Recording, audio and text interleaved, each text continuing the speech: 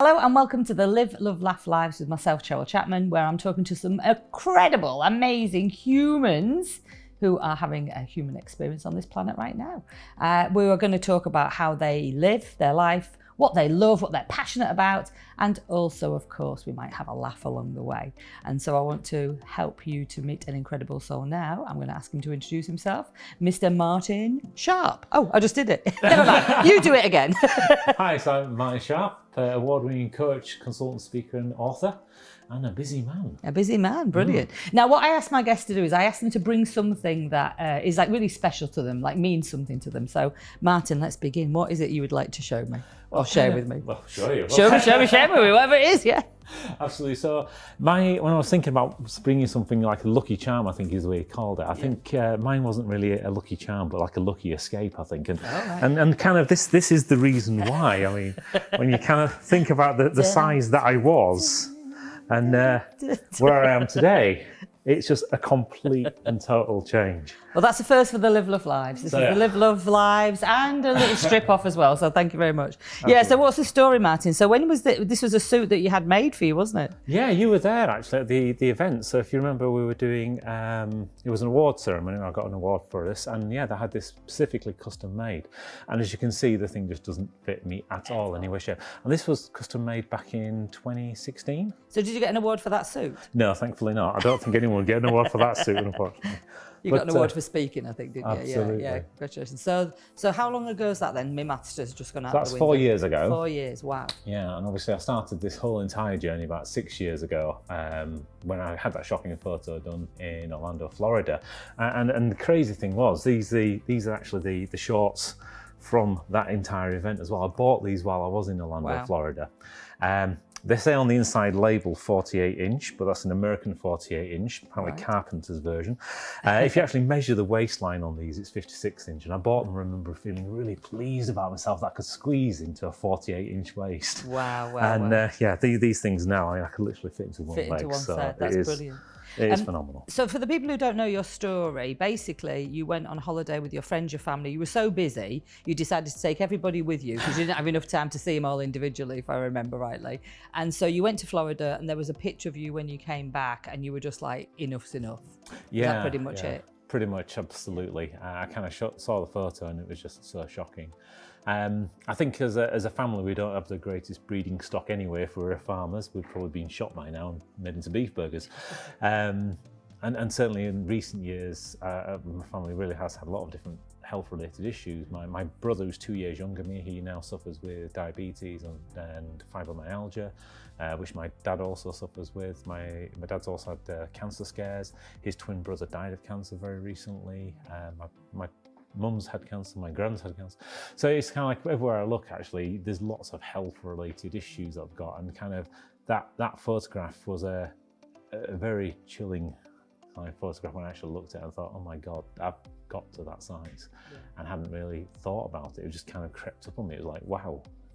I didn't realise. Because actually you were really fit, weren't you? You know, loads of kayaking and stuff like that. So what was it that happened for those people who don't know your story? Yeah, well, going back to that part. So yeah, before then I was very fit. I kind of did lots of kayaking, cycling, triathlons, etc. I kind of got out of a bad marriage and kind of threw myself into myself and kind of rediscovered who I was. And that was a scary and very exhilarating time in my life.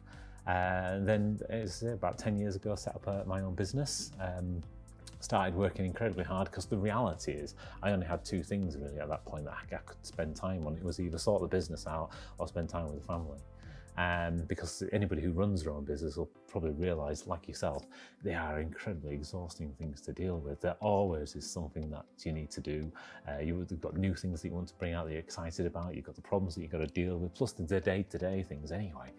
So by the time you've got that, and you kind of look back and you think, wow, 5 years had just gone like that, and had gone from being someone who weighs 88 kilos, competing as like Div 2 slalom and throwing themselves into triathlons and doing like 10, 12 meter waterfall drops and stuff, into somebody who barely got out of a chair beyond actually going to meetings, etc. Yeah, but you spent a lot of time in meetings, a lot of time travelling. I remember the first time I met you, you know, I mean, I was an international award-winning speaker, so I'm flying here, there and everywhere. And I think at one stage we were probably mile for mile, but yours was like lots and lots of European flights at the time, looking after your clients, because you got some really big clients that really relied on you, didn't they? Yeah, I mean, I've worked all around the world on a variety of different projects. The biggest transformation I did was a $16 billion asset transfer between two global pharmaceuticals, which was very interesting. They kind of threw me in at that one and gave me 2 months to come up with a plan as to how we would get that separated.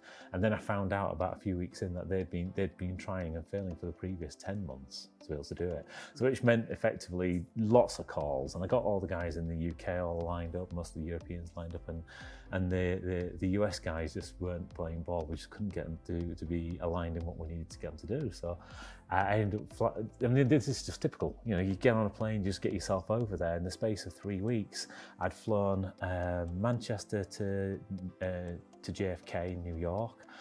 We did JFK to Raleigh, went to Philadelphia, went to Boston, went to Newark, went, just literally within this 3-week period, this tour where we're effectively just trying to build consensus for a plan that could get things moving. And it was difficult because you'd be up there at 4 o'clock in the morning, you'd be speaking to the guys back in the UK saying, this is what I need you guys to get sorted out for me for the day. And then you'd be meeting the team you've got there for breakfast. It's like 7:30, having a breakfast briefing with them. Then you'd be over actually to see the clients that you're working with, to go through the whole meeting. And it's usually a brown bag lunch, which is basically you don't move from your desk for the whole of the 10 hours or whatever it is that you're in there. And obviously we're building rapport up then. So we're taking everybody out for dinner in the evening, and there's some funny stories I can give you anyway, not today. Definitely not for today. But yeah, so this was just like day after day. If we weren't doing those type of days, then we were traveling to the next kind of location. So you're traveling, you're not exercising, you're eating like food on the go, you're eating with the clients. Obviously, I presume that those like extravagant, you're not going to take your client to McDonald's or something like that, are you? So there's lots of food available. But also, I think one of the things that strikes me about you is that like you have to be incredibly organised to do that. How has that helped you with regards to your new fitness? Because you've got a program out, haven't you? What's your program called? So it's the Fit for Life formula, which is what I'm kind of pulled all of those bits that I learned over this last 18-month period into something that's just easy to use, because you have to be incredibly organised. You know. And do you want to specifically help people who are like you, like busy corporate, busy client, or just busy people? It's busy people, really. I can definitely help anybody who's kind of in that corporate space. I thoroughly understand the kind of demands that they're being placed under, and certainly from where I've come from, it makes perfect sense. Whether that's working as a CEO or a C-level exec, which is where I've done as well, or whether you're one of the consultants in the trenches, effectively, and getting things done. There's so many different bits that you just need to be so organised about, because your time isn't your own, and that's one of the other things that most people don't realise. You kind of get so many different draws in so many different directions. So yeah, organisational skills are absolutely key, and it's about knowing what you're going to do next, being able to plan it, being able to reschedule things, but then also knowing, you can have alternatives, you can change things around, and knowing that you don't have to follow a structure that somebody else is prescribing all the time. Yeah, kind of like a one-size-fits-all tends to come out, doesn't it, with regards to that? And so in terms of what you actually do now, obviously we know what you're doing, as in how you live your life. We know that you're passionate about, obviously, helping other people who are in the same situation as you were. Obviously passionate about life now. I mean, I'd say Martin looks about 30 years younger than he did when I met him, and that's not an exaggeration. And so, what makes you laugh? What makes you laugh in life? God, there's loads of different things. I like being around people. I like the situations that sometimes get themselves into. I like the situations I get myself into, because you do find there's nothing more funnier than humanity, really. We do some of those craziest things. The kids always make me laugh, which is always nice. Not always in the funny way either. Some of the most peculiar things kind of happen. You think, why on earth did that go on? So yeah, I do find lots of different ways of laughing where I can. Yeah, and probably laughing at yourself, which is what you were doing with the suit before. Oh, yeah, definitely. Yeah, you can spend so much of your life being so kind of trying to be so corporate, trying to be so professional, trying to hide yourself away in so many different ways that you kind of lose your own sense of humour. And if you can't laugh at yourself, then who can you laugh at, really? Exactly, brilliant. Yeah. Martin, thank you so much for, well, literally sharing a lot with us today. On behalf of the Live, Love, Laugh Lives, I hope that you will check Martin out in a different way by looking at his interview and also looking at his stories, any of the videos that he's doing. And if you need some help, then please contact Martin directly. Thank you, and remember to live, love and laugh every day. See you soon.